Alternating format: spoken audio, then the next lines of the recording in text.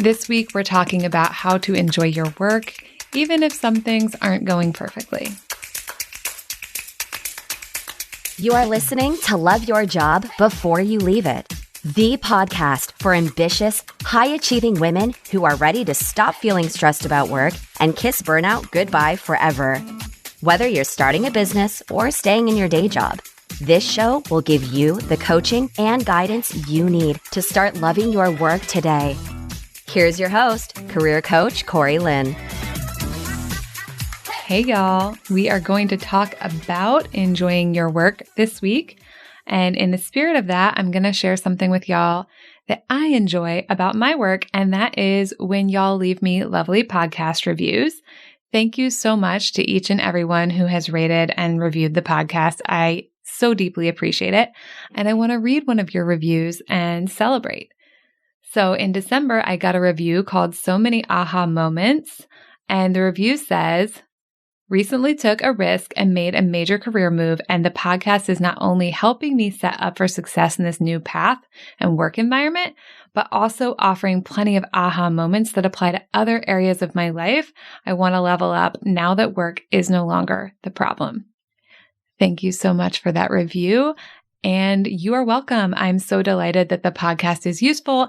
And I'm especially delighted that it's useful not only for work, but also for other areas. I get this feedback a lot, and I always feel really happy about it because while a podcast is focused on work, I do think all of the teachings can be used in so many different ways. I've specifically recently heard from someone who does like creative work that it's really helpful for her creative work as well.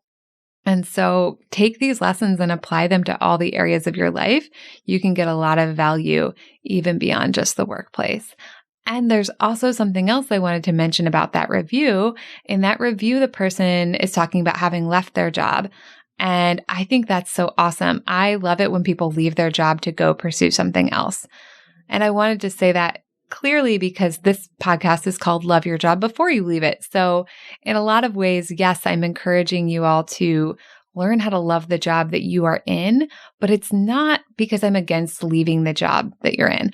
I just think since learning to love a job is a skill set and something we can take with us, like why not learn it where we're at? And then a lot of my clients actually end up staying in the job that they're in because once they learn to love it, well, then they love it and then they don't want to leave. But sometimes we learn to love something and we do still want to leave. And even if we haven't learned to love it, you always get to choose. Like if you're ready to leave a job, you can do that whenever you want to. You have total free will. Like when I worked in corporate and I went through coaching as a client myself, I did learn so much that was helping me show up differently at work and have a better experience at work. And I still wanted to leave that job and start my coaching business. And I didn't 100% learn to love that job before I left it.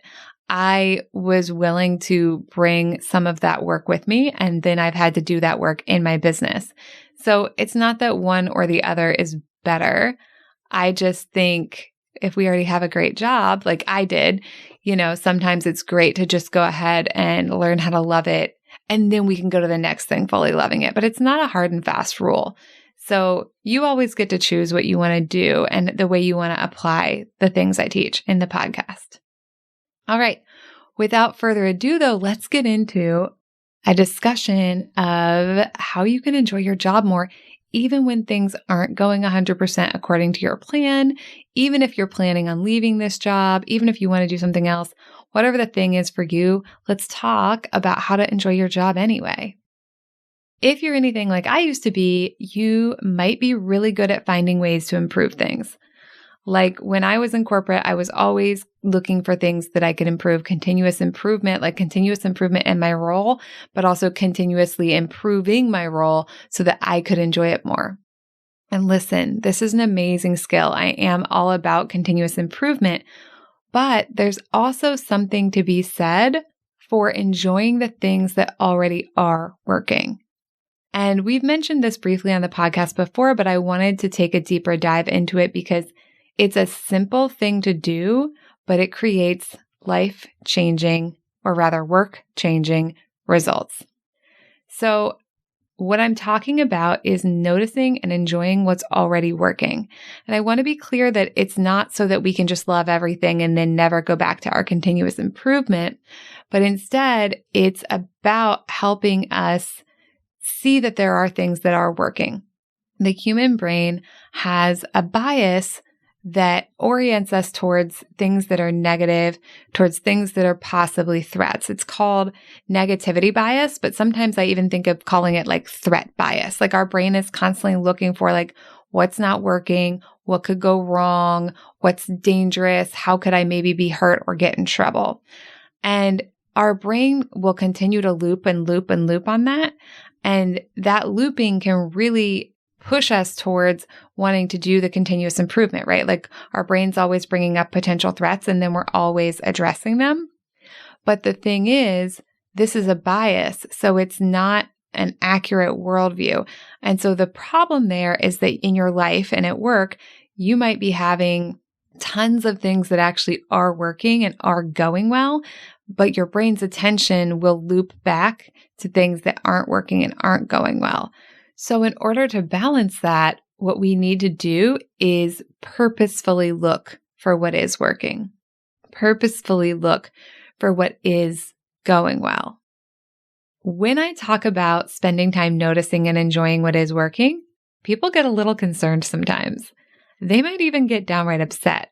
Clients will say, "What? You just want me to like sit around enjoying myself?" As though that's the absolutely worst thing ever. And I think it's really funny, right? Because it's like we don't want to enjoy things because we want to be doing this continuous improvement. But the only reason we want to be doing some continuous improvement is so we can like hit some kind of metric or achieve some kind of goal.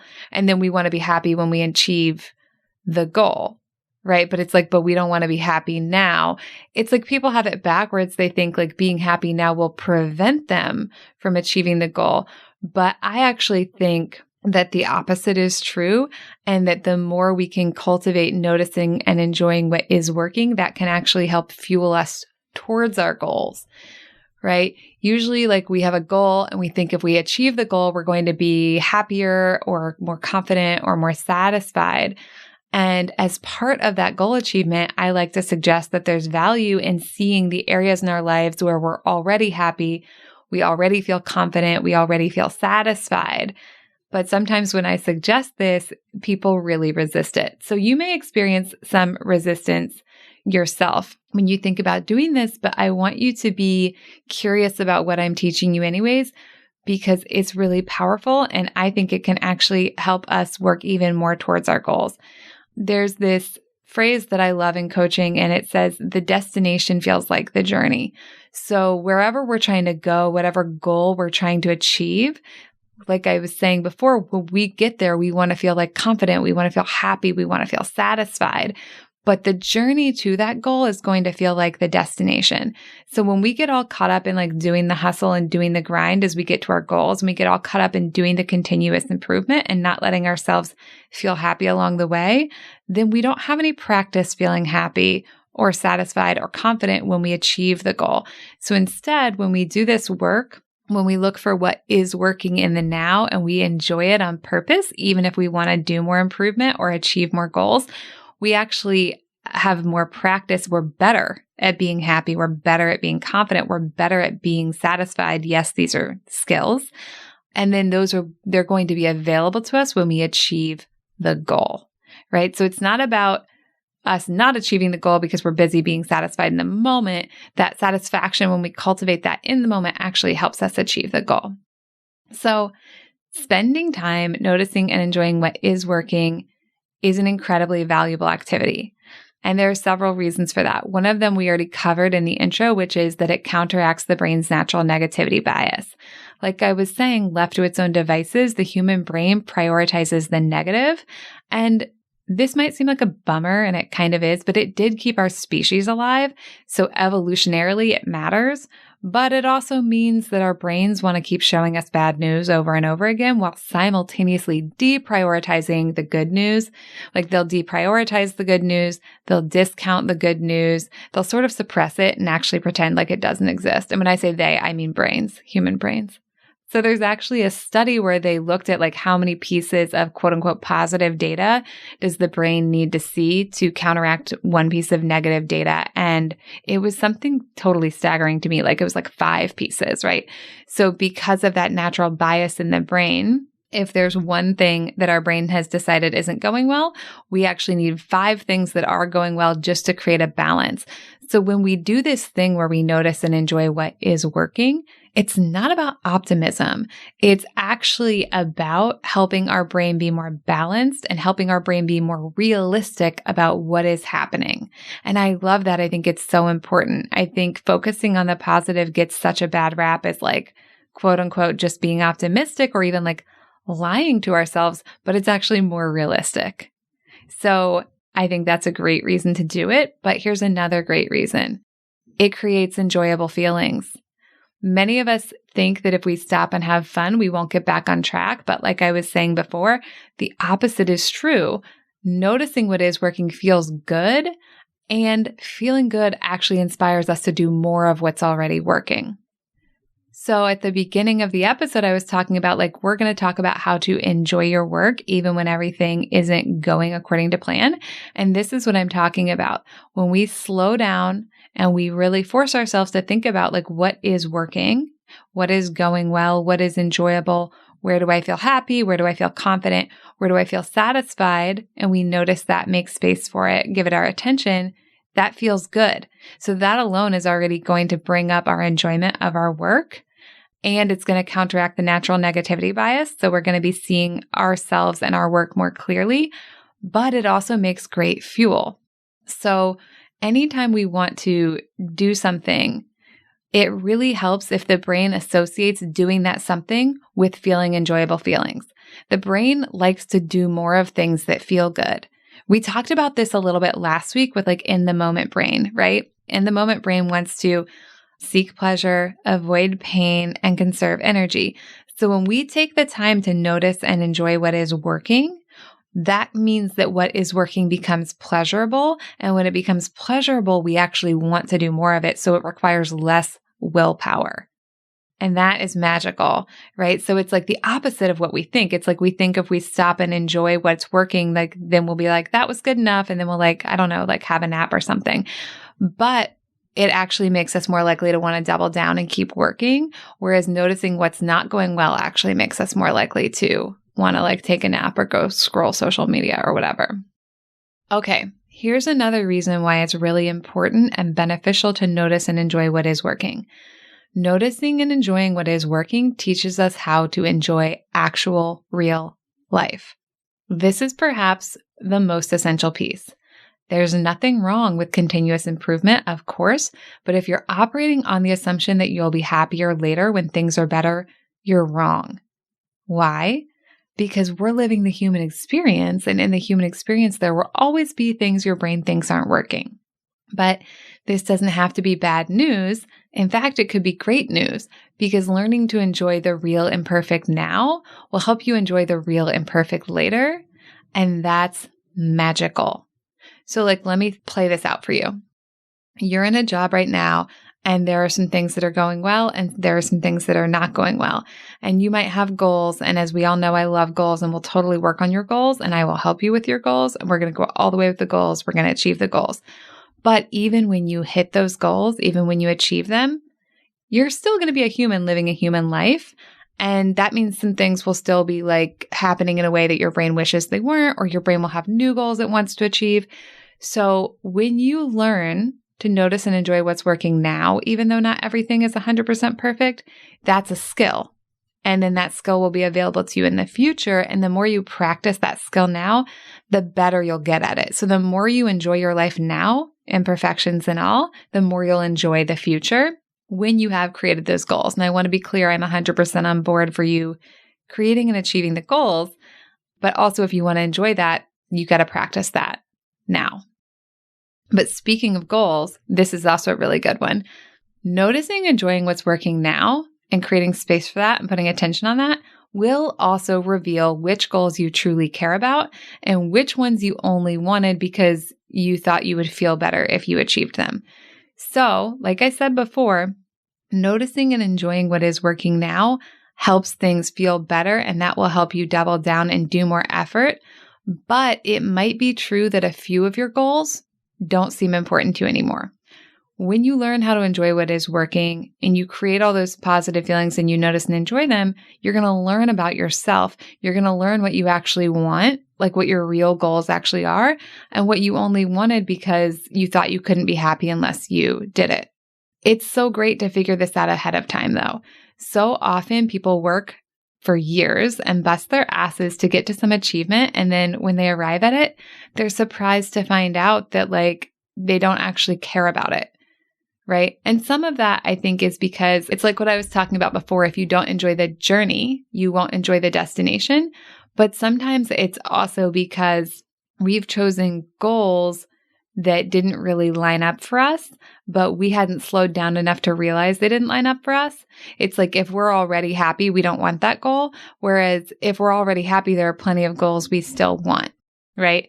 So as an example, you might think that you really want a certain title at work and that you need that title to be happy and feel good about yourself.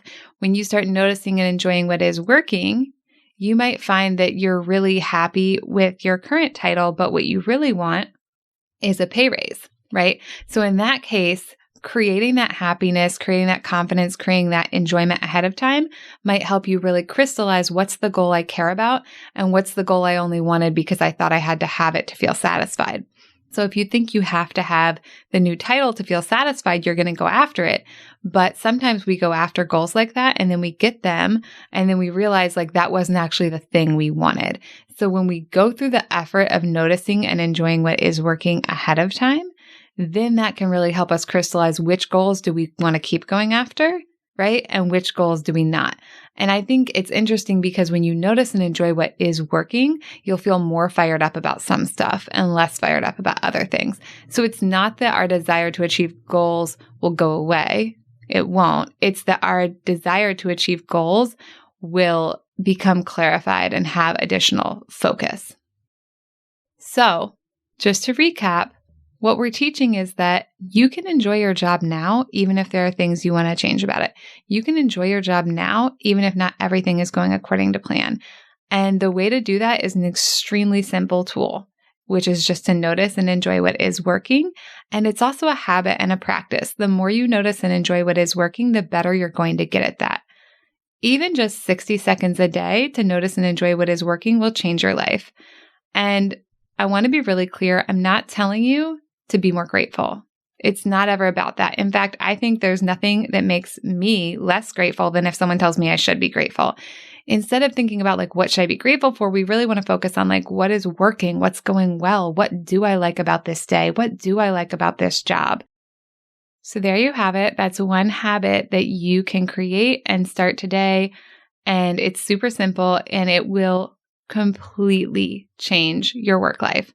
And on top of all that, let yourself enjoy this shift if you can. When you remember to notice and enjoy what's working, just do that. It's not necessary to scold yourself for falling back into the habit of noticing what's not working if that's what your brain's been doing. Brains notice what's not working. It's just a thing they do. And when you notice your brain doing that, you can just say okay, brain, but what is working? Because the brain has that natural negativity bias, it's always going to go back to what's not working. And that doesn't mean you're doing it wrong. It's just always an invitation to shift your focus back to what is working and to remind yourself, this isn't optimism. This is actually a more realistic view. For everything that's not working, I need just 5 pieces of data to even help my brain feel like we're in balance. So the more you can notice what is working, the more it'll feel like things are working. And they are, and the easier it will get to keep sticking with this practice. And just remember, the more you do this work, the more you take the time to notice and enjoy what is working, the easier it will become and the more natural it will feel. In the very beginning, if it feels like nothing's working, that's totally normal. But just keep asking your brain, okay, but if something was working, what would it be? Okay, if I had to notice one thing I could enjoy, what would it be? The more you ask yourself these useful questions, the more you'll get useful answers. And listen, if you need some help retraining your brain in this way, I can help you with that. You don't have to do it all alone. It's okay if you want to, but if you want to go faster and learn how to do this in a super speed way, I can help you with that. And if you love what I teach and you want some help taking things a little bit deeper and figuring out how this all applies to your own life, I've got good news for you. I've got space for a few new one-on-one coaching clients starting this month. So let's hop on a call. I'll give you some coaching right away to help you get going. And if it seems like a good fit, I will share with you how we can work together. Just head on over to my website and click on the Work With Me button and get started there. Also bonus, my coaching offering is totally virtual so as to better serve my global audience. And yes, I do work with people who are not native English speakers, and we've had great success doing that. There's even a testimonial on my website with someone in that category, so you can check that out on the testimonials page. All right, y'all, have a lovely week, and I will talk to you next time. Bye. Thank you for listening to Love Your Job Before You Leave It. We'll have another episode for you next week. And in the meantime, if you're feeling super fired up, head on over to CoreyLynn.com for more guidance and resources.